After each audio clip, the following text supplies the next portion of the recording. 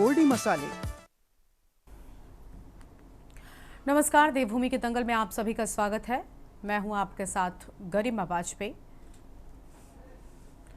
आज बात करेंगे, बारिश ने सताया, रास्तों ने रुलाया।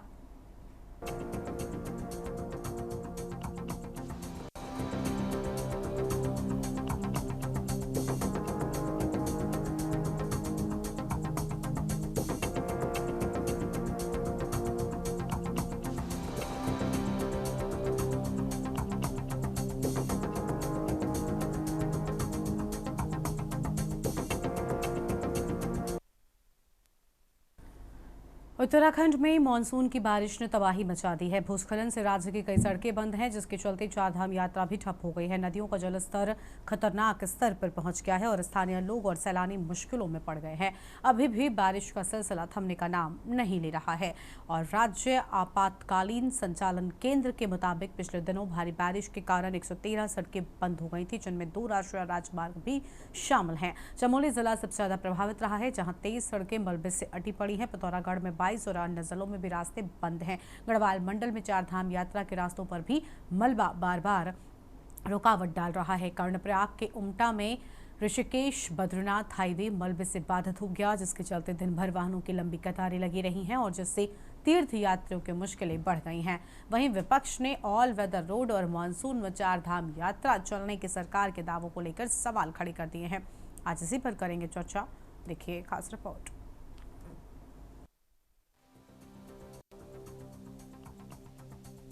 उत्तराखंड में मानसून की बारिश ने चारधाम यात्रा की चमक छीन ली है। कुछ हफ्ते पहले तक रोजाना 50,000 से ज्यादा श्रद्धालु दर्शन के लिए पहुंच रहे थे, लेकिन अब ये संख्या घटकर 14,000 से 15,000 प्रतिदिन रह गई है। केदारनाथ में जहां पहले 20,000 से ज्यादा यात्री रोज पहुंचते थे, अब केवल 4,000 के आसपास दर्शनार्थी आ रहे हैं। यमुनोत्री यात्रा भी लगातार 5 दिनों से ठप है, जिससे तीर्थ यात्रियों को भारी परेशानी हो रही है। भारी बारिश के बीच केदारनाथ यात्रा भी भेंट चढ़ गई है। सोनप्रयाग गौरीकुंड मार्ग पर मंकुटिया के पास भूस्खलन से रास्ता बंद हो गया है। इससे 40 से ज्यादा यात्री जो बाबा केदार के दर्शन कर लौट रहे थे, फंस गए। जहां एसडीआरएफ ने मलबे के बीच से अस्थायी रास्ता बनाकर यात्रियों को सुरक्षित निकाला। हालांकि ये मार्ग वाहनों के लिए अभी भी असुरक्षित है। प्रशासन ने यात्रियों को वैकल्पिक सुरक्षित स्थानों पर भेजा है और सड़क खोलने का काम तेजी से चल रहा है। मंकुटिया स्लाइडिंग जोन और गौरीकुंड के पास छोटा पार्किंग क्षेत्र अब पैदल यात्रियों के लिए खोल दिया गया है। भारी बारिश ने नदियों और गद्दारों को उफान पर ला दिया है। ऋषिकेश के त्रिवेणी घाट पर गंगा का जलस्तर 339.25 मीटर तक पहुंच गया था, जो चेतावनी रेखा से केवल 25 सेंटीमीटर नीचे था। काशी के बड़कोट में पालीगाड़ में पानी का स्तर बढ़ रहा है। यमुनोत्री हाईवे पर सयाना चट्टी में यमुना पर बनी झील का पानी किनारे के होटलों में घुस रहा है। अलकनंदा, टॉन्स और पिंडर नदियों का जलस्तर बढ़ने से किनारे बसी बस्तियों को खतरा बढ़ गया है। प्रशासन ने नदी किनारे रहने वाले लोगों से सुरक्षित स्थानों पर जाने की अपील की है। सरकार की नियति ठीक नहीं है। कांग्रेस की सरकार में जो पार्किंग बनी थी, जो सुविधाएं हुई थी, वो जस की तस है। नई सरकार ने पिछले 7 सालों में कोई काम नहीं किया है। चारधाम यात्रा की किसी तरीके की सुविधा नहीं है। सोनप्रयाग में जो सड़क, मेरे हरिद्वार से केदारनाथ की यात्रा में जो सड़क टूटी थी आपदा के टाइम पे, वो आज तक नहीं बन पाई है। तो ये इस बात को साबित करता है कि सरकार करती नहीं है, खाली मुंह से कुछ बोलती है पर जमीन में कुछ नहीं हो रहा है। पिछले 7 वर्षों से भारतीय जनता पार्टी प्रदेश में शासन कर रही है और लगातार चारधाम यात्रा की बात करती है। अपने चौड़ीकरण, जो राष्ट्रीय राजमार्ग हैं, चारधाम यात्रा मार्ग है, उनके चौड़ीकरण की बात करती है। लेकिन ये बात किसी से छुपी नहीं है कि हर बार जब मानसून इस दस्तक देता है इस प्रदेश में, तो सबसे बुरा हाल उन्हीं रोडों का होता है और चारधाम यात्रा हमेशा बाधित होती है। इस वर्ष भी पूर्व वर्षों की भांति इस वर्ष भी भारतीय जनता पार्टी के जो हमारे धामी जी हैं, उन्होंने, जो हमारे मुख्यमंत्री हैं, उन्होंने पूरा आश्वासन करा था कि किसी भी रूप में जो यात्रा है उसको बाधित नहीं होने दिया जाएगा। हमारी तैयारियां हैं। लेकिन आप देख रहे हैं कि लगातार मानसून की वजह से और विभिन्न कारणों की वजह से यात्रा सुचारू रूप से नहीं चल पा रही है, लगातार बाधित हो रही है। हमें तो ये लगता है कि जो यात्रा से पूर्व जो दावे सरकार ने किए हैं वो पूरे खोखले साबित हुए हैं।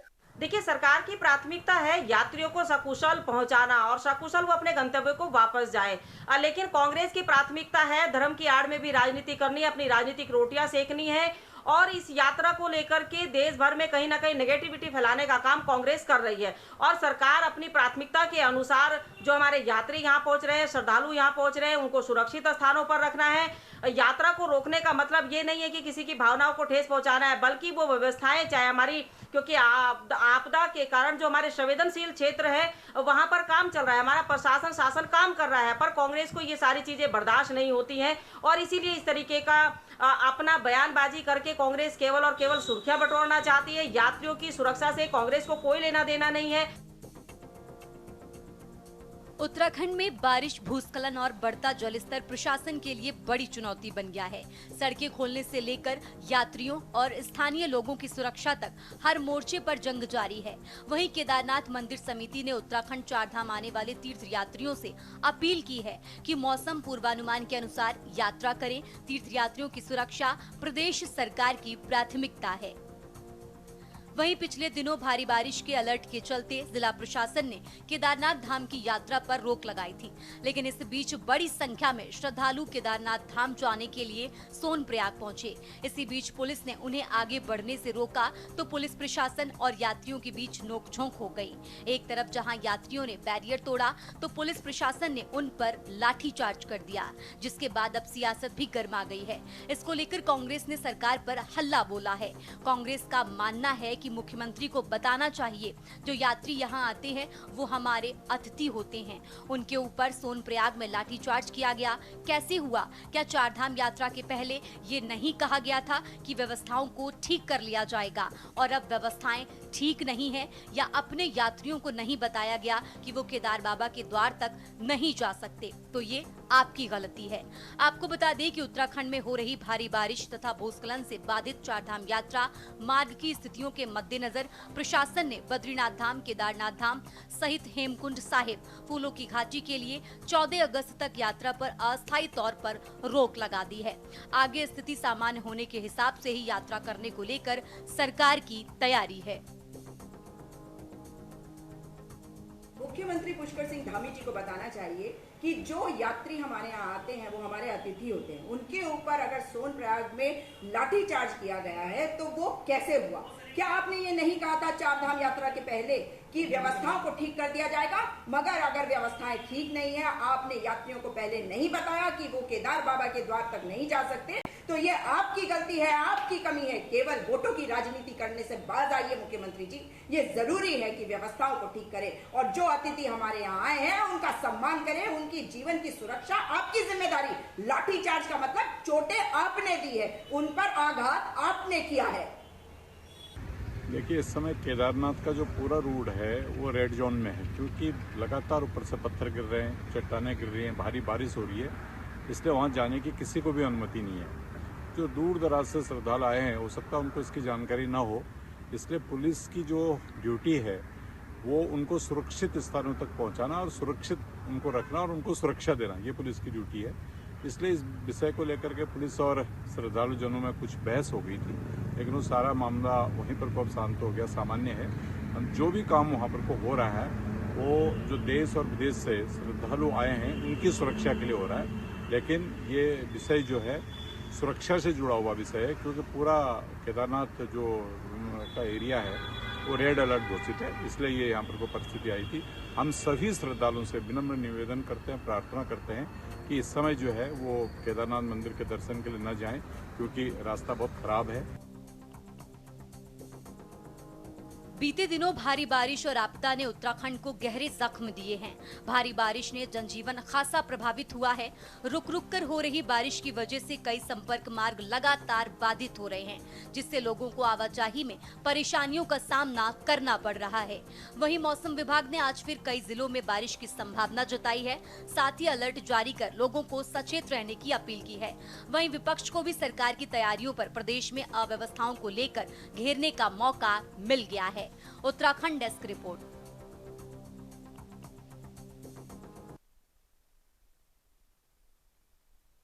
आज इसी मुद्दे पर विस्तार से करेंगे चर्चा। खास मेहमानों का पैनल हमारे साथ में जुड़ चुका है। राजेश्वर पैनुली जी, प्रदेश प्रवक्ता बीजेपी, और आशीष सैनी, प्रदेश प्रवक्ता कांग्रेस पार्टी, दीपक रावत, केंद्रीय प्रवक्ता यूकेडी, राजेश सेमवाल हमारे साथ में हैं, तीर्थ पुरोहित गंगोत्री धाम से, तन्मय ढोभाल हमारे साथ में हैं, राजनीतिक विश्लेषक हैं। सभी मेहमानों का बहुत बहुत स्वागत आज के हमारे इस चर्चा में।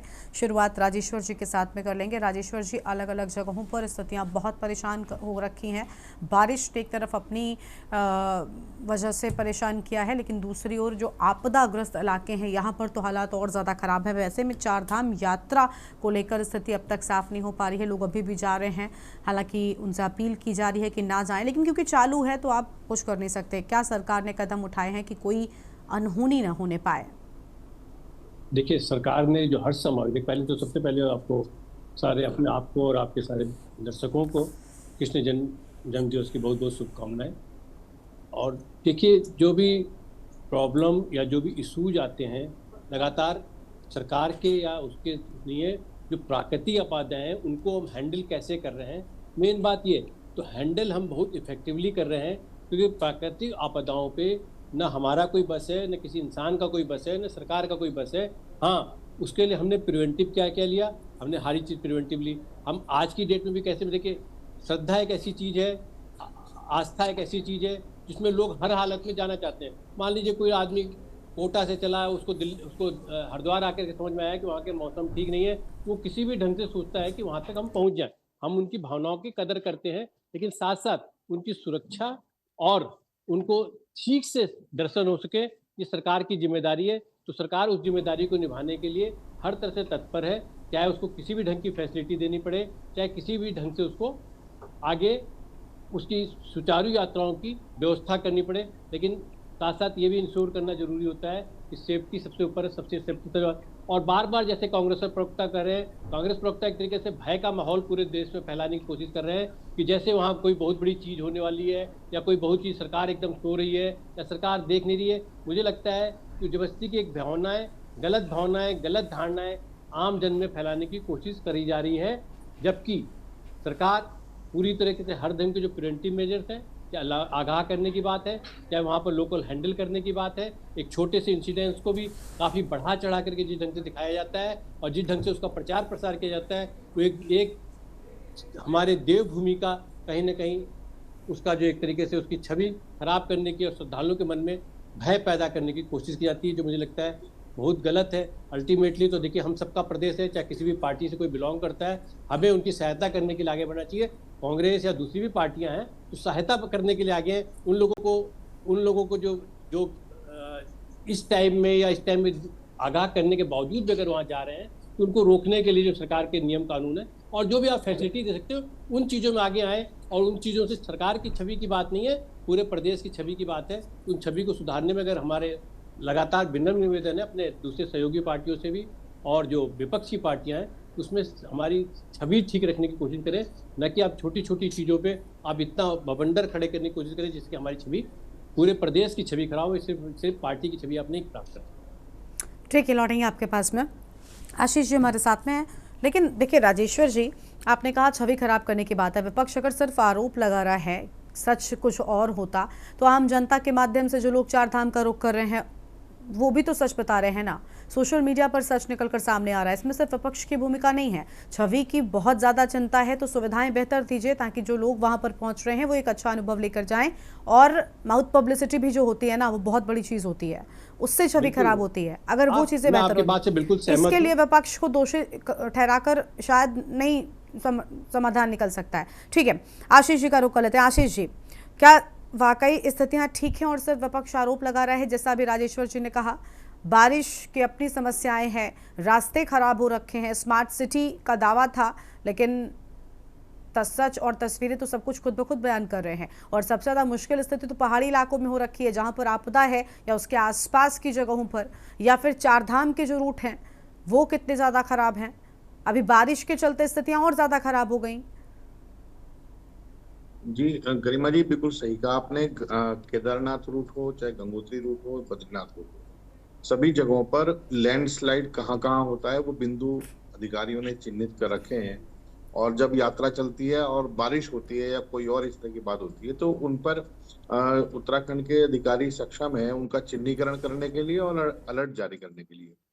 लेकिन एक कविता की 2 लाइन पढ़ के मैं आगे की बात शुरू करूंगा कि राजा का हुक्म है कि मेरी छवि ना खराब हो। आज की स्थिति उत्तराखंड में यही है कि राजा का हुक्म है, मुख्यमंत्री जी ने और प्रधानमंत्री ने हुक्म दे रखा है कि किसी भी स्तर पर सरकार के खिलाफ कोई ना बोले, ना विपक्ष बोले, ना पत्रकार बोले, ना कोई अधिकारी कोई बात रखे, ना जनता की कोई बात सामने जा सके। बस केवल यही हुक्म है कि छवि ना खराब हो।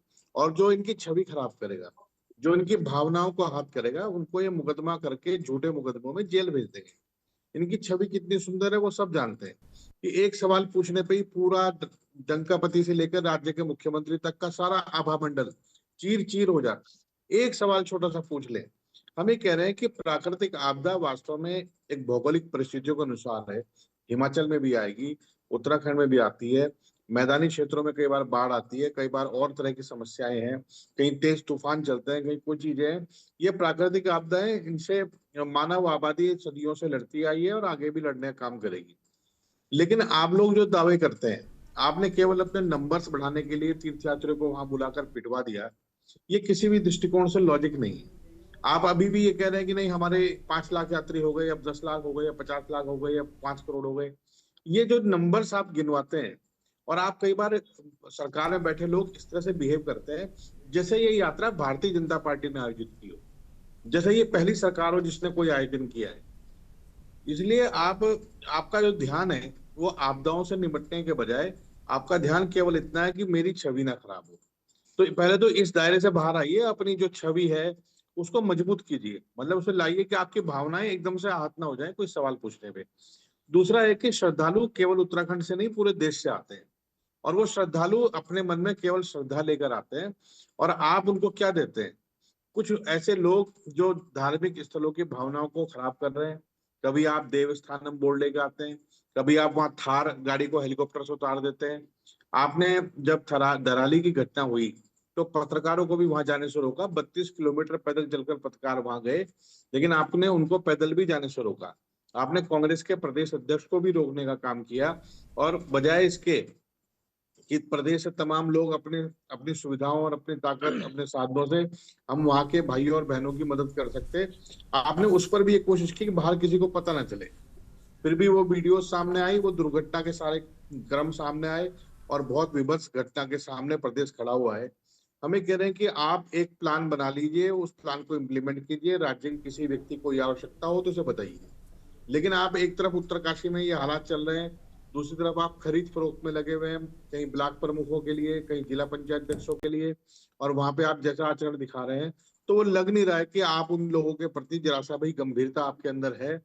आप लोगों ने लोकतंत्र को भी कलंकित किया, धार्मिक यात्राओं को भी प्रभावित करने का काम किया। लेकिन अगर हम अपने सोशल मीडिया से या अपने बयान से या अपनी चीजों से और या मीडिया का सहायता लेकर हम अगर वो बात बता रहे हैं जो यहाँ पर घटी है, तो उससे आपको घबराने की कोई आवश्यकता नहीं होनी चाहिए, बल्कि आपको उनके समाधान के लिए सबको एकजुट होकर काम करना चाहिए। ये हम सबकी जिम्मेदारी है। इसमें कोई भी दल, कोई भी व्यक्ति, कोई भी समूह किसी भी सरकार के किसी भी प्रयास का विरोध नहीं करेगा, बल्कि उसका डटकर साथ देगा। अब दूसरी बात आपने कही कांग्रेस की। कांग्रेस तो एक बड़ी गंभीर बीमारी भारतीय जनता पार्टी के लोगों में हो गई है। जब वो अपना भाषण, अपना वक्तव्य देते हैं तो वो कांग्रेस की बात करते हैं। भाई आप अपनी बात कीजिए ना। आप राज्य में 2 बार सरकार बना चुके हैं, केंद्र में तीसरी बार आप बना के बैठे हैं। वो भले ही आपने वोटों की मैनिपुलेशन करके करी है या क्या घोटाले किए हैं, क्या नहीं किए हैं, कहाँ आपने धार्मिक ध्रुवीकरण किया है, वो सब चीजें अलग है। लेकिन आप अगर सरकार में है तो ये आपकी पहली जिम्मेदारी बनती है कि आप जनता को राहत देने का काम करें। जब आप 5,000 रुपए की सहायता दे सकते हैं तो आप और भी काम कर सकते हैं, तो करनी चाहिए। मुख्यमंत्री जी हेलीकॉप्टर लेकर वहां गए धराली में, उन्होंने अपने साथ 2-3 वीडियो बनवाए, रील बनवाई और चले आए। फिर रील बनाना इतना आवश्यक कार्य नहीं है। उत्तराखंड आपदा का राज्य है, यहाँ पे आपदाएं आती हैं और हम लोग हमारे राज्य की जनता उस आपदा से लड़ने में अभ्यस्त हो चुकी है। कई बार वो आपदाएं बहुत भयंकर रूप लेती हैं, लोगों को अपनी जान तक देनी पड़ जाती है। तो आप ऐसा मत सोचिए कि आपदाएं कोई विपक्ष लेकर आया और आप सरकार की तरफ से वहां रक्षा में लगे। आपकी जिम्मेदारी बनती है कि आप एक सामूहिक भागीदारी के साथ एक प्लान बनाएं। पत्रकारों को रोकने की कोई आवश्यकता नहीं थी, लेकिन आपने उसे भी रोका। पत्रकार नहीं, फिर 32 सच सामने किलोमीटर आता है पैदल ना, चल के गए और हैं। सच के लिए सिर्फ विपक्ष जिम्मेदार थोड़ी होता है, वो तो कई माध्यम से हो सकता है। आप विपक्ष को रोक लेंगे, पत्रकारों को रोक लेंगे, लेकिन सोशल मीडिया और आम जनता भी अब तो सबके हाथों में मोबाइल है। चलिए लौटेंगे आपके साथ में, चर्चा को हम आगे बढ़ाएंगे, उससे पहले एक छोटे से ब्रेक के लिए यहाँ पर रुकते हैं, फौरन हाजिर होंगे। आप देख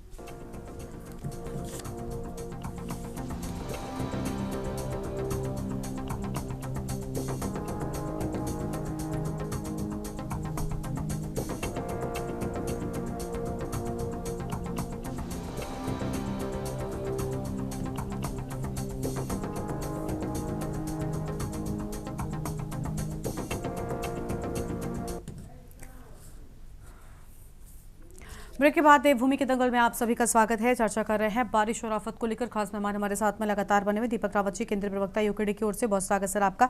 राजेश सेमवाल जी भी हमारे साथ में। पहले सेमवाल साहब का रुख कर लेंगे, तीर्थ पुरोहित गंगोत्री धाम से हैं, उसके बाद दीपक जी मैं आपके पास आऊंगी। सेमवाल साहब, क्या कहना चाहेंगे आप? क्या वाकई बारिश और आफत ने कुछ परेशानी नहीं लेकर आई है? क्योंकि जिस तरीके से हम देख पा रहे हैं, लोग परेशान हैं, रास्तों से जो तस्वीरें सामने आ रही हैं। आप गंगोत्री धाम के तीर्थ पुरोहित रहे, मैं आपसे जानना चाहूंगी कि वो मार्ग भी काफ़ी ज़्यादा मुश्किल कह लें या समस्याओं से भरा हुआ कह लें, सरकार ने क्या बेहतर काम किया? अभी भी यात्रा जारी है, लोगों की जान पर खतरा है, जो लोग भी उस मार्ग से होकर गुजरते हैं। देखिए 5 अगस्त को जब हमने देखा धराली क्षेत्र में, क्योंकि हम लोग वहाँ के स्थानीय हैं, धराली के सामने पर हमारा गांव है मुखबा, हम लोग वहाँ पर उपस्थित थे और लगातार देर रात से ही बहुत तेज बारिश हो रही थी और उसी बीच में जो धराली में बहुत बड़ा फ्लड आ गया और उस समय गंगोत्री में लगभग 800, 700, 800 लोग जो है यात्री के रूप में वो गंगोत्री में मौजूद थे। कई लोग आना भी चाह रहे थे, प्रशासन ने उन्हें रोक दिया। जैसे खबर आई कि इतना बड़ा, ये हमारे सामने पर आपने देखा बहुत बड़ा जो है ये फ्लड आया और एक बस्ती के ऊपर आ गया और एक गांव जो है वो मलबे में तब्दील हो गया।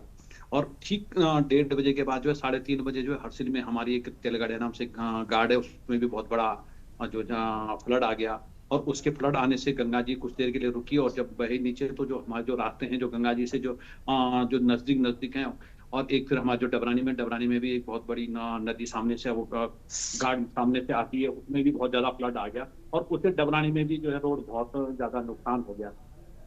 और हम लोग तो वहां पर रहे और जो हमारे जो धराली के जो लोग थे उनको हम सब लोगों ने जो है पुलिस के माध्यम से जो है सुरक्षित स्थानों पर पहुंचाया था।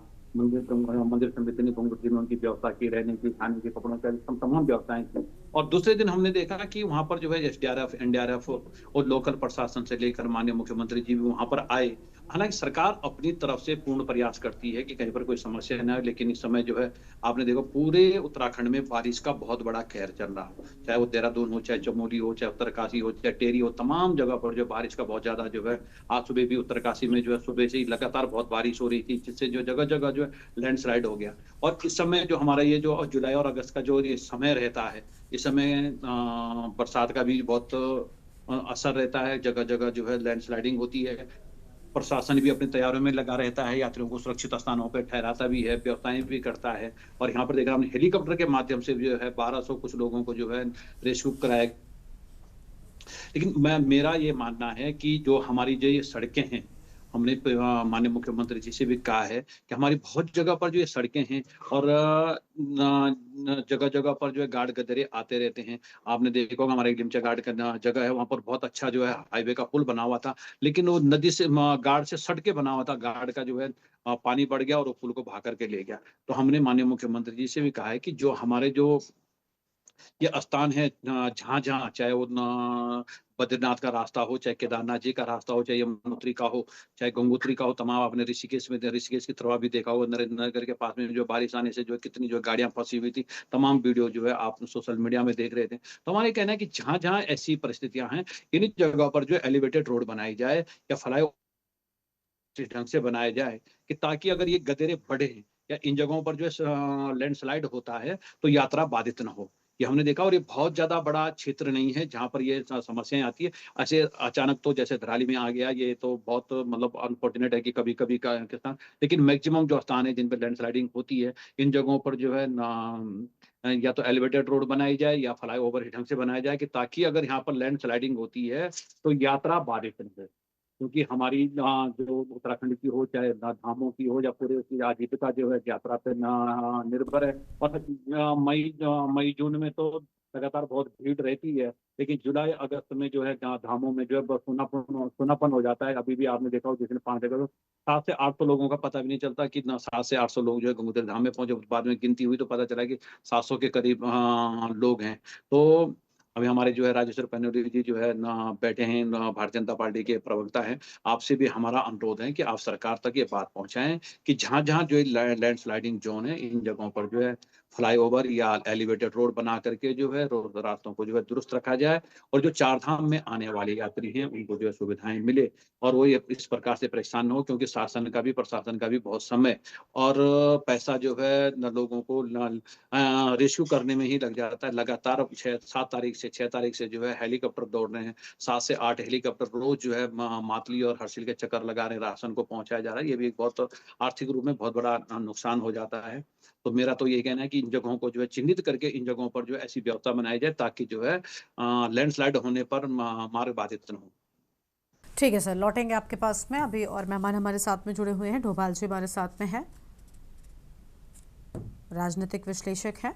बहुत स्वागत रतनमणि डोभाल जी आपका भी। डोभाल जी, क्या कहना चाहेंगे? एक तरफ विपक्ष पर आरोप लगा देने मात्र से क्या सब कुछ बच जाएगा? क्या जो छवि खराब हो रही है, जो छवि सामने आ रही है, वो झूठ है, या फिर सिर्फ विपक्ष मंशा बनाकर विरोध कर रहा है?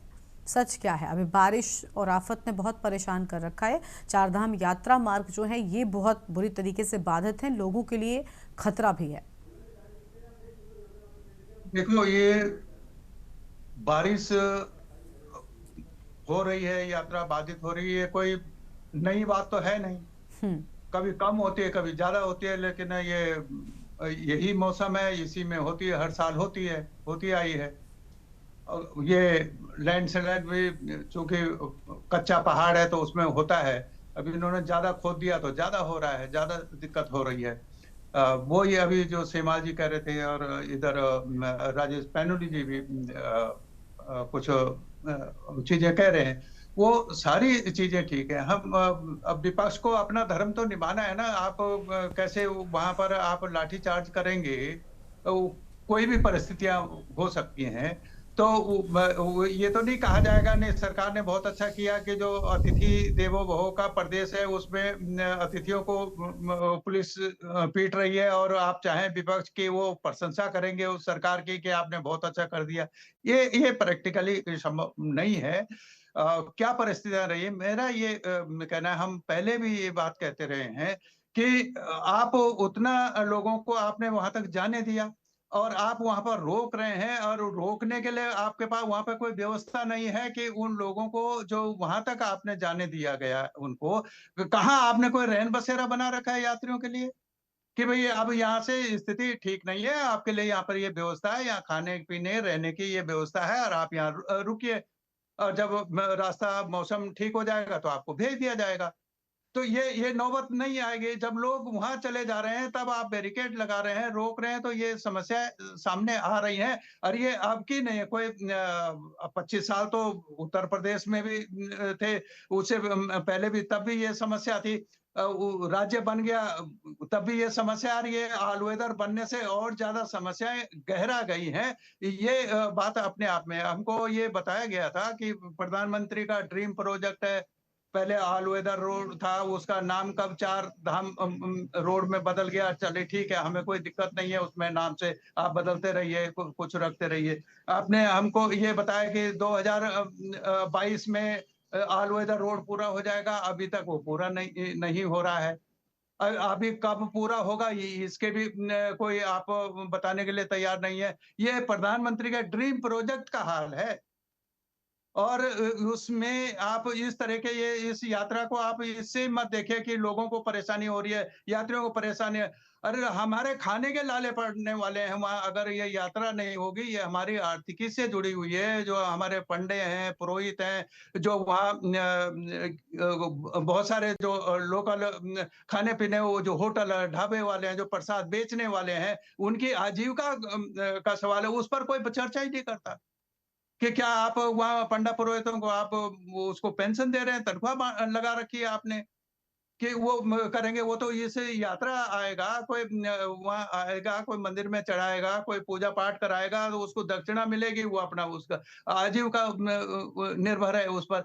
वो उस पर ध्यान नहीं है। ये मैं ये कह रहा हूँ कि ये चीजें होंगी और ये बात ठीक है। ये इससे पहले भी आई थी कि जैसे सेमाल जी कह रहे हैं, इन्होंने तो उस दिन भी कहा था कि किस तरह से वहाँ गुजरात के और कर्नाटक के लोग फंसे हुए थे, तब भावुक हो गए थे ये अपना बाइट देते हुए भी। वो सही है, सब लोग थे उस घटना से कि अगर कहीं पर इस तरह की रोड है तो अभी भी कोई दिक्कत नहीं है। आप प्रधानमंत्री भी हमारे हैं, सरकार भी हमारी है, ये समीक्षा कर ले उस पे। जो जानकार लोग हैं, जो जमीन को जानते हैं, गर्भ विज्ञानी हैं, इन सबसे मिला के आप एक ये कहें कि कहाँ पर अगर वहाँ खोदना मना है, वो कहते हैं कि यहाँ खुदाई मत करो, ऑल वेदर आप एलिवेटेड रोड बना दो तो बना दीजिए, चेंज कर लीजिए। उसमें कौन सा आपका नाक कट रही है कि अगर थोड़ा सा डिजाइन बदल दिया जाएगा, लोगों को सुरक्षा तो होगी। इससे ज्यादा खर्चा आप वहां पर कर रहे हैं। वहां पर आपको कर्मचारी लगाने पड़ रहे हैं, वहां आप ये उड़ाने भर रहे हैं। ये उड़ानों में सहायता के बजाय बहुत सारे लोग तो इसमें मस्ती अपना ले रहे हैं, अपने दौरे कर रहे हैं, उड़ रहे हैं उस पर। ये सरकार पे ही तो बोझ पड़ रहा है। सरकार पे बोझ पड़ रहा है मतलब आप पर, हमारे पे बोझ पड़ रहा है, राज्य पे बोझ पड़ रहा है, राज्य की बदनामी भी हो रही है उससे। कि इससे बचने के लिए मैं तो यही अनुरोध करना चाह रहा हूं कि सरकार, कोई दिक्कत नहीं है, आप विपक्ष को भी बुला सकते हैं। आप जो हमारे यहाँ बहुत सारे जो सैनिक हैं, पूर्व जो अधिकारी हैं बड़े, जिन्होंने बॉर्डरों पे काम किया, खतरे की जगहों पे काम किया है, लद्दाख में, दूसरी जगहों पर, वहां पे कैसे आप निकलते हैं उनके रोड। हम यहीं पे आप देख लीजिए, केवल देहरादून में ये मसूरी से धनोल्टी वाली रोड है, उसमें तो कोई दिक्कत नहीं होती, सिंगल रोड है। लेकिन वो कभी हमने नहीं सुनते उसको, वो ठीक है। और पहले भी हमारी रोड की ठीक रहती थी। कभी भूस्खलन तो स्वाभाविक बात है, होगा, कच्चा पहाड़ है तो उसमें होगा, लेकिन आपने तो उसको और ज्यादा बढ़ाने का काम किया है। और वो जो 12 महीने आप चलाने वाली थी, एक वेदर भी, अगर वो सर्दियों में भी बारिश हो रही है ना, तो उसमें भी वो रोड नहीं चल रही है, जबकि पहले ये समस्या नहीं थी। आपने खतरा और बढ़ा दिया उसको। तो अभी भी जहां तक बन गया बहुत ठीक है। आज अभी अब खुल रहा है कोडियाला में, 82 से कोडियाला में कोई सोच सकता था यहाँ पर रोड नहीं चलेगी आगे, लेकिन वो बंद रही है। और आगे हमारा वहां पर तोता घाटी में, वहां पर जब था तब ये सब हो जाता है। इस पर गंभीरता से, ये आपका हमारा डिबेट का काम नहीं है। जो लोग जानते हैं, वैज्ञानिक हैं, साइंटिस्ट हैं, इंजीनियर हैं, उनको ये काम करना है, इस पर पुनर्विचार करें। मुझे तो, मैंने एक सांसद जैसे बात की थी, तो वो तो कह रहे हैं कि गडकरी, मैंने गडकरी से कुछ को, वो कह रहे हैं जब वो तो कान पे हाथ लगा देते हैं गडकरी से, भाई मुझसे बात मत करो, इस मामले में बहुत हो गया जितना होना है। तो ऐसी भी स्थितियां हैं, कोई मजबूरियां हो सकती हैं, मैं उस पर नहीं जाना चाहता कि क्या है। लेकिन ये हमारे राज्य का भविष्य का भी सवाल है कि आप इस तरह से वो बना देंगे तो कैसे हमें चलेगा। हमारा रोजी रोटी का भी साधन है वो, और देश से जुड़ा हुआ मामला है। राजेश्वर जी से आप जवाब ले लेते हैं। ठीक है राजेश्वर जी, सभी ने सत्ता को दोषी ठहराया है और साफ तौर पर उनका कहना है कि अभी रतनमणि ढोभाल जी ने बड़ी अच्छी बात की है। ऐसा थोड़ी है कि पहली बार बारिश हो रही है इस महीने में, हमेशा होती है। ऑल वेदर रोड को लेकर बहुत बड़ी बड़ी बातें बोली गई थी, ऑल वेदर रोड से दिक्कतें और ज्यादा बढ़ गई।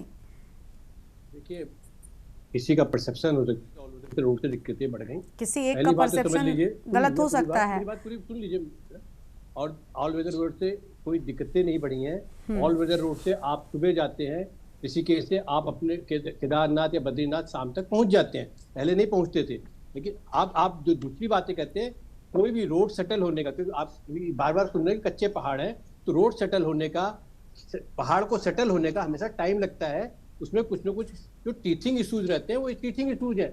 आप टीथिंग इशूज को आप बोलें कि परमानेंट इशूज हैं, ऐसी बातें आप जो कह रहे हैं, मुझे लगता है वो अतिशोक्ति की बातें कर रहे हैं। दूसरा शायद सैनी साहब एक हाथ हिला रहे हैं, तो सैनी साहब को भी एक बार बताना चाहता हूँ, धराली की बात कर रहे थे, सुन लीजिए, धराली की बात कर रहे थे।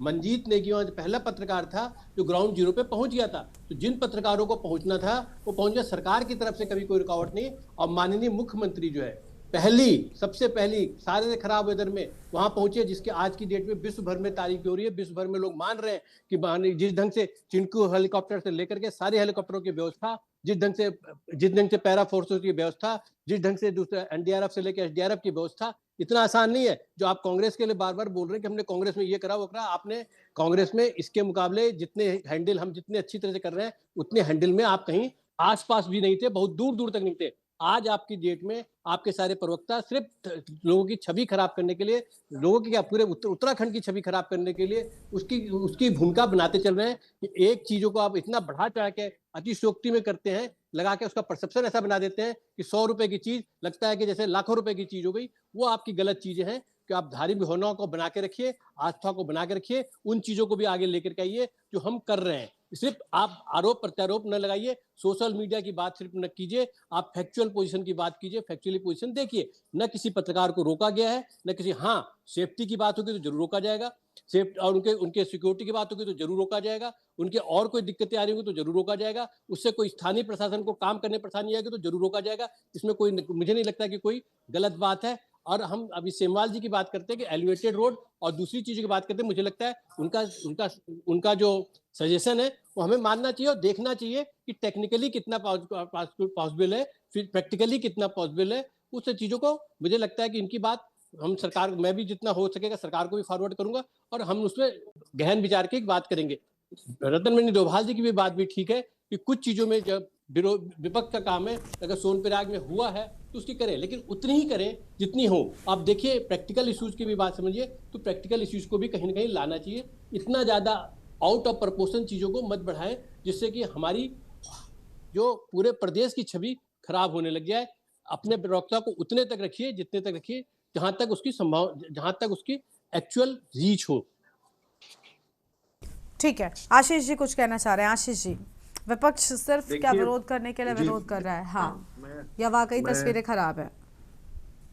नहीं, देखिए अभी इन्होंने कहा कि यदि शासन को लगा तो उन्होंने किसी पत्रकार को रोक दिया, यानी वो इनके लगने और अथवा ना लगने पे नहीं, उन्होंने ये भी जोड़ दिया कि अगर सेफ्टी की बात होगी या रेस्क्यू में दिक्कतें आएंगी, फिर इन कारणों का हवाला देकर तो कुछ भी हो सकता है। और पत्रकारों तक बात नहीं। आशीष जी, मैं आपकी बात पूरी कर रही हूँ। हमारे साथ में एक मेहमान यूकेडी से जुड़ते हैं, कर्नल कैलाश जी। वो खुद हमारे साथ चर्चा में ये बात कह चुके हैं कि वो लगभग 22 किलोमीटर पैदल चलकर आए हैं धराली जाकर, तस्वीरों को देखकर।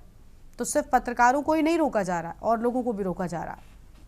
ये देखिए एक चीज और भी है। अभी इन्होंने कहा कि मुख्यमंत्री जी खराब मौसम में भी हेलीकॉप्टर लेकर गए, ये तो मुख्यमंत्री जी की सुरक्षा को लेकर बड़ा खतरा है। आप खराब स्थित मौसम में भी हेलीकॉप्टर लेकर जा रहे हो, असेसमेंट के बाद जाते हैं। देखिए खराब मौसम में असेसमेंट के बाद आप आधी अधूरी बात मत बताइए, से रोकना जरूरी है। आप आधी बात को क्लिप। राजेश्वर जी ठीक है, आप उनको बोलने दीजिए प्लीज। राजेश्वर जी उनको बोलने दीजिए। सारे असेसमेंट करने के बाद, जिस असेसमेंट करने के बाद लेके जाया जाता है, आप आधी बात को जबरदस्ती। राजेश्वर जी हो गया, ठीक है हो गया। अभी आप अपनी बात में फंस रहे हैं, प्लीज राजेश्वर जी बीच में नहीं बोलिए। तो आ गए ना वापस। हाँ, देखिए मुख्यमंत्री जी जब वहां पर गए, अभी डोभाल जी ने जो बात कही, तो वो एक कैमरामैन को ले गए जिसने साइड से उनका वीडियो बनाया। जिस वक्त प्रेमचंद अग्रवाल इस्तीफा देने आए तब भी वो अपने घर के बिल्कुल सेंटर में सोफा डालकर बैठे हुए थे और चारों तरफ से उनके कैमरे से शूट हो रहा था। देखिए मुख्यमंत्री जी बड़े सुंदर हैं, बहुत अच्छे व्यक्ति हैं, बढ़िया व्यक्ति हैं, मेरे मित्र भी रहे हैं, तो अब भी है मित्र। और उनकी वीडियो बनेगी तो बड़ी अच्छी लगेगी। मेरी तो इतनी सुंदर आएगी नहीं, मैं तो इतना सुंदर व्यक्ति नहीं हूँ। लेकिन आपने अभी राजेश्वर जी, आप अभी यहाँ से कहीं बाहर निकलेगा और बीजेपी कार्यालय जाएंगे, रास्ते में आप अपने परिवार के साथ हो और कोई पुलिसकर्मी आपको रास्ते में रोककर 2 लाठी चढ़ दे और बाद में कहे अरे भाई साहब गलती हो गई, वो आप नहीं थे, वो किसी और को पकड़ रहे थे, आप अपने घर जाइए। क्या आप जीवन भर अपने परिवार के सामने अपमानित होंगे या नहीं होंगे?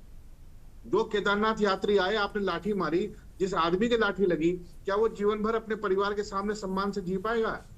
आपने जिस तरीके से पुलिस को निरंकुश और गैर जिम्मेदार कर रखा है, आपको लग रहा है कि आप प्रदेश में कोई शासन चला रहे हो? जब आप प्रवक्ता बनकर यहाँ आते हो, जिस तरीके से आप बीच बीच में बोलकर, कभी कुछ और बोलकर, कभी कांग्रेस को कोसकर जिस तरह की बातें करते हो, आप सरकार में हो भाई, आप मुख्यमंत्री से पूछ कर आइए। अब आपने कहा कि राजेश सेमवाल जी ने एक सुझाव दिया है, बहुत बढ़िया दिया है।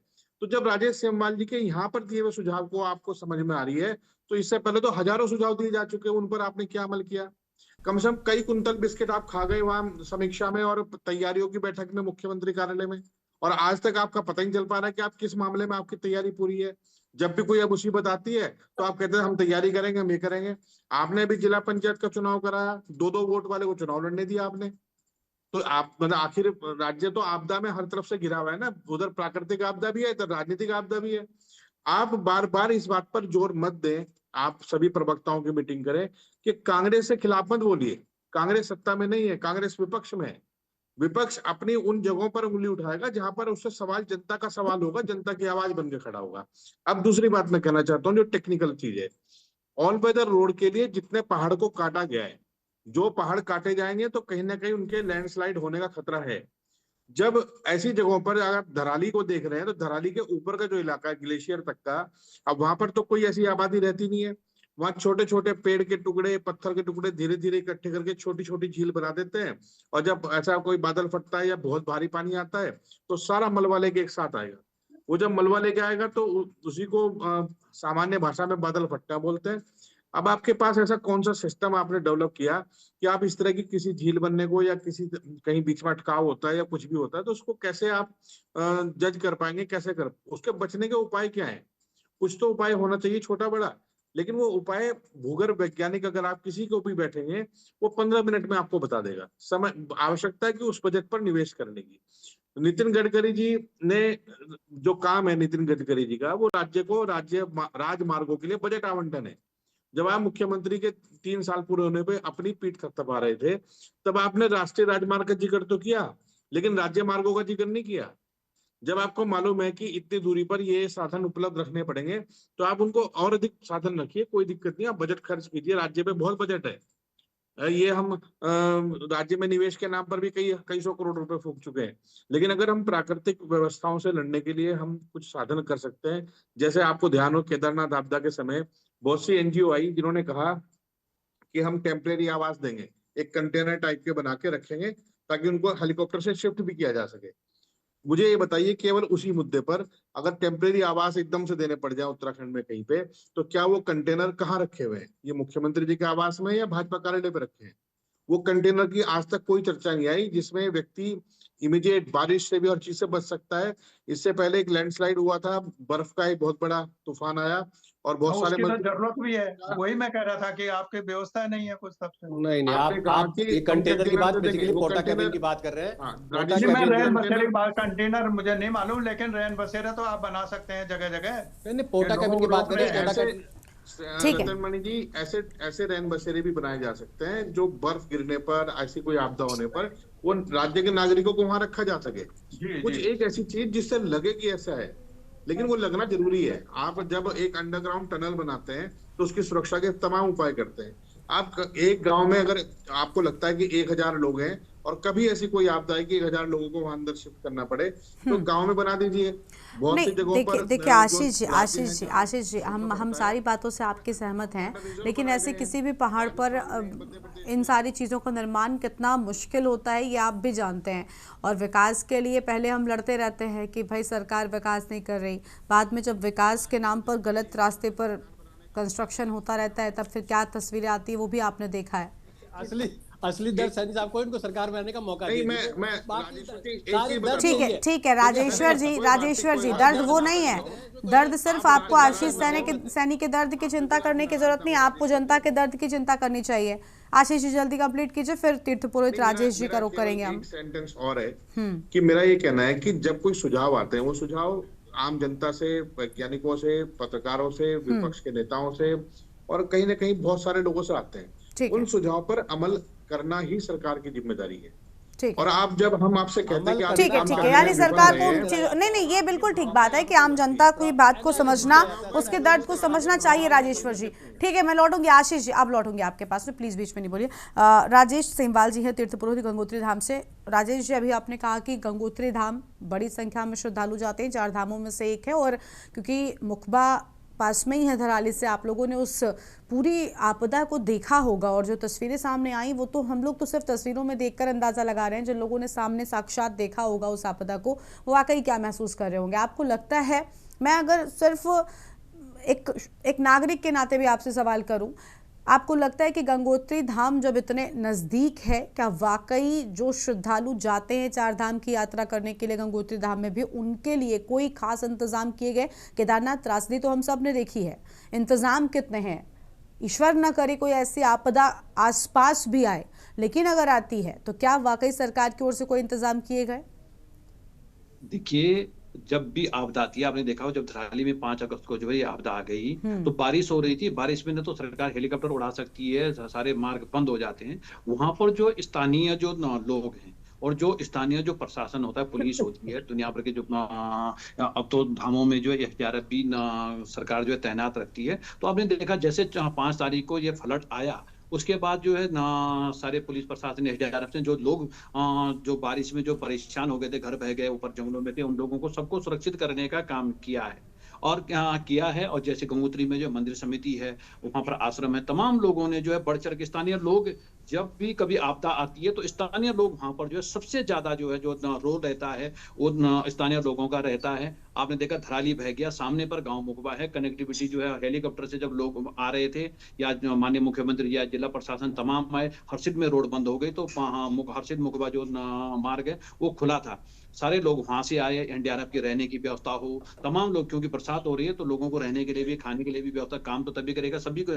तो मुकबा गांव हो चाहे हमारे अन्य जगहों पर भी हो, स्थानीय लोग संपूर्ण व्यवस्थाएं करते हैं। मुकबा में आप जितने भी अधिकारी वहां पर जो पत्रकार गए आप उनसे पूछिए, सारे तमाम लोगों ने अपने घरों में बैठ करके लोगों को जो है खाना खिलाया, अपने संसाधनों से लोगों को जो है खाना खिलाया। भले ये आफत है अभी, क्योंकि काफी दिन से जो है रसद की आपूर्ति नहीं हो पा रही है, क्योंकि जो सरकार जो ले जा रही है वो उन्हीं लोगों में बांटा जा रहा है जिन पर आपदा गिरी है। धराली में ही सारा डिस्ट्रीब्यूशन हो रहा है, लेकिन हमारे जो सुक्की है, झाला है, जसपुर है, तमाम अधिकारी, पत्रकार आपने देखा होगा, कम से कम जो है उस क्षेत्र में जो है 2,500 से 3,000 लोगों से जो है बाहर से लोगों की आमद हो गई। एसडीआरएफ वहां पहुंच गई, एनडीआरएफ वहां पहुंच गई, पत्रकार वहां पहुंच गए, पुलिस प्रशासन पहुंच गया, जिला प्रशासन पहुंच गया, प्रदेश से भी लोग पहुंच गए और धीरे धीरे जो है नेता लोग भी वहां पर पहुंचने लगे। तो तमाम लोगों की जो है रहने खाने की व्यवस्था भी जो है स्थानीय लोगों को ही करनी पड़ रही, चाहे होटलों में हो चाहे कहीं पर भी हो, और सारे स्थानीय लोग अपने संसाधनों से करते हैं। आपने चाहे केदारनाथ आपदा देखियो, जब केदारनाथ जब 2013 में बहुत बड़ी आपदा आई थी तो गंगोत्री में जो है सारे लोगों ने अपने होटल फ्री रखे, 4 दिन तक किसी से किराया नहीं लिया, मंदिर समिति ने लंगर चलाई, सारे लोगों को जो 5,000 से अधिक लोगों को जो है रोज भोजन कराते थे। इस बार भी ऐसे हुआ, 2 लोग 3 दिन तक गंगोत्री में फंसे रहे, 5, 6, 7 तारीख को जो है 7 तारीख को निकलने शुरू हुए, 8 तारीख तक तो सारे लोगों को भोजन कराया गया निःशुल्क। अपने किसी ने भी होटल से जो है आप तमाम जो यात्री ठहरे आप उनसे पूछ सकते हैं, किसी भी यात्री से, चाहे वो हर्षिल में हो चाहे गंगोत्री में हो, किसी ने भी जो है किसी से किराया नहीं लिया और उल्टा ये कहा कि अगर पैसे की कमी है तो हम मदद करेंगे, बाद में वापस दे देना, कोई दिक्कत नहीं। सब लोगों ने कहा हमारे पास पैसा तो है लेकिन हमें जो है सुरक्षित पहुंचना है। लोगों ने उनको पहुंचाने में जिला प्रशासन ने भी बहुत मदद की, लोगों को सुरक्षित स्थानों पहुंच। लेकिन हमारा ये कहना है, मेरा व्यक्तिगत ये कहना है कि अचानक से कहीं फ्लड आ जाएगा तो किसी के पास जादू की छड़ी नहीं होती कि देहरादून से घुमाएगा और सब कुछ ठीक हो जाएगा। व्यवस्थाओं में समय लगता है, लेकिन हम हर साल देख रहे हैं कि पहाड़ खिसकते हैं। हमारे कई जगह हैं जो लैंडस्लाइडिंग जोन है, कई जगह हमारे फ्लड एरिया हैं, उनमें फ्लड आता ही आता है, भले नुकसान कम हो ज्यादा हो, लेकिन तमाम ऐसे स्थान हैं। आप चाहे ऋषिकेश से आप चलिए, केदारनाथ रोड पे चलिए, बद्रीनाथ पे चलिए, गंगोत्री पे चलिए, यमुनोत्री पे, तमाम जगह पर है जहां पर जो है नदी नाले खाले आते रहते हैं और उनसे जो है रोड जो है कभी 2 दिन के लिए, 3 दिन के लिए, 4 दिन के लिए बंद हो जाती है। हमने माननीय मुख्यमंत्री जी को भी कहा है, प्रवक्ता जी यहाँ पर सुन रहे हैं, हमने कहा कि ऐसे स्थानों को चिन्हित करके इन स्थानों जहां तो लैंडस्लाइडिंग हो रही है, जहां सिंकिंग जोन है, वहां तो आप कई चीजें जो नहीं कर सकते, लेकिन जो हमारे फ्लड आते हैं और हम देखते हैं कि फ्लड की वजह से जो है ना हमारा पुल बह जाता है, हम पुल जो है बहुत नीचे स्तर पर पुल लगा देते हैं, उसे पुल जैसे जो है फ्लड आता है वो पुल बह जाता है या सड़क बाधित हो जाती है, उसे फैल जाता है। ऐसे स्थानों पर हम जो है एलिवेटेड रोड बना करके जो है इन स्थानों को सुरक्षित कर सकते हैं ताकि आवाजाही सामान्य रहे और अगर कभी भगवान करे ऐसी कोई विपदा आती है तो आसानी से वहां पर जो है पहुंचा जा सके। अगर डबरानी में अगर ये व्यवस्था हो जाती तो हर्षिल पहुंचना बहुत आसान हो जाता, लेकिन जो हमारा जो डबरानी का इलाका है वहां पर गंगा जी और सड़क जो है बराबर के लेवल पर बहती है, सामने पर जो है खाला बढ़ गया, वो गार्ड में जो है मलबा आ गया, उसने पूरी रोड भाग करके ले गई और आज उस रोड को बनाने में सरकार जो है 9-10 तारीख से लगी है, आज 16 तारीख हो गई, लगातार वहां पर जो काम एक जेसीबी वहां पर बह गया, आज उसी को बनाने में लगी। अगर वो ये इलाका अगर इतना बहता नहीं तो गंगोत्री तक की जो आवाजाही शुरू हो जाती। नेताला में हमने देखा है, अभी आप तमाम देख ऋषिकेश वाले रास्ते पर आपने देखा कितनी जगह फ्लड आ गया, आप अभी केदारनाथ वाले रास्ते में देख रहे हैं, बद्रीनाथ और इन तमाम जगहों को अगर हम चिन्हित करके इन पर सुनियोजित ढंग से अगर इन पे काम करें तो आने वाले समय में हम इन स्थानों को सुरक्षित बना सकते हैं, और जिससे जो है क्षेत्र का, अभी ये बात यात्रा सीजन की नहीं है कि यात्रा जो है नहीं चल रही, यात्री तो आप अभी नहीं आएगा, सितंबर में आ जाएगा, लेकिन जो स्थानीय लोग हैं हमारे 8 गांव जो है ऊपर सुक्की, झाला, जसपुर, धराली, मुखबा और हरसिल, बगोरी, हमारे इतने गांव हैं, उन गांवों में आना जाना कितना जोखिम भरा हो गया। आप हेलीकॉप्टर पर निर्भर हैं, अगर आप हेलीकॉप्टर से राशन, कितनी एक छोटा हेलीकॉप्टर कितने राशन पहुंचा देगा, लोगों के खाने पीने की वस्तुएं, तमाम वस्तुओं पे जो आपने देखा होगा कितनी समस्याएं जो है क्षेत्र में उत्पन्न हो जाती है। तो इसलिए हमारा कहना है कि जितनी रोड की जो है अभी सरकार का जो है करोड़ों रुपए जो है लोगों को जो है ये राशन पहुंचाने में लग जा रहा है, छोटे हेलीकॉप्टरों में उस हेलीकॉप्टर का जो है कई लाख किराया पड़ जाता है, और राशन उसमें 20 किलो जा रहा है, केवल 20 से 30 किलो, 50 किलो, 1 कुंटल राशन जा रही है। और हम देखते हैं हमारे सामने हेलीपैड में उतरा इतना सा राशन होता है, और उसके लिए जो है हेलीकॉप्टर मातली से जो है गंगोत्री का चक्कर लगा रहा, उसमें लाखों रुपए लग जाता है। तो सरकार इस पर जो है सुनियोजित ढंग से जो है, ठीक है, अगर सुनियोजित ढंग से चीजें होंगी तो शायद बेहतर हो सकेंगी और ज्यादा मदद लोगों तक पहुंचेगी, और सरकार का शायद पैसा भी कम खर्च होगा। देखिए, ये सलाह है राजेश्वर जी, मुझे उम्मीद है कि सरकार इन चीज़ों को ज़रूर समझेगी, क्योंकि राजेश जी किसी दल से नहीं है, आपके विरोधी या विपक्षी कह लीजिए, कुछ भी वो नहीं है, वो तीर्थ पुरोहित हैं, उनकी ओर से हम बातें कही गई हैं। उम्मीद है कि इन सारी चीज़ों का सरकार ध्यान रखेगी। शुक्रिया आप सभी मेहमानों का हमारे साथ चर्चा में आने के लिए और अहम बातें रखने के लिए। तो देखिए, एक तरफ बारिश ने लोगों को परेशान कर रखा है, दूसरी ओर आपदाग्रस्त इलाकों में रेस्क्यू अभी भी जारी है, और बारिश के चलते रेस्क्यू में समस्याएं आ रही हैं, और कई जगहों पर रास्ते भी इतने खराब हो रहे हैं कि 4 धाम यात्रा को जाने वाले श्रद्धालुओं को भी बड़ी समस्याओं का सामना करना पड़ रहा है। देवभूमि के दंगल में आज इतना ही। आप देखते रहिए न्यूज़ इंडिया। नमस्कार।